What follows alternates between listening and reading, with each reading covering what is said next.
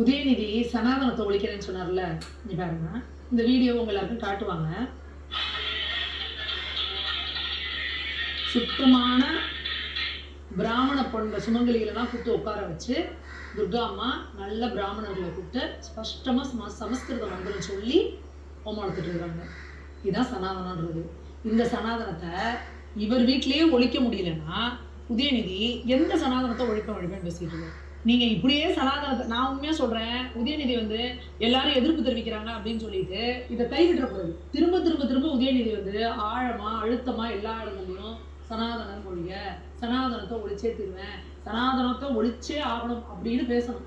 ஏன்னா அப்படி பேசி பேசிதான் நீங்க துணை முதல்வரை என்ன பண்ணிருக்கீங்க, இன்னைக்கு எதிர்கட்சி தலைவராக வந்து உட்காந்துருக்கீங்க. உங்க அப்பா எம்எல்ஏ கூட இல்லை, சட்டசபை கூட கால் கூட வைக்க முடியல, வீட்டில் உட்காந்துருக்காரு.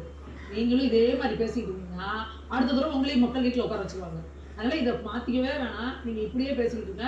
உங்களுக்கு ஒரு விளக்கமே கொடுக்க தேவையில்லை. இப்படியே பேசிக்கிட்டே இருங்க. மக்கள் உங்களை வீட்டில் உட்கார வச்சுருவாங்க. தான் நான் கேட்டுக்கிறேன்.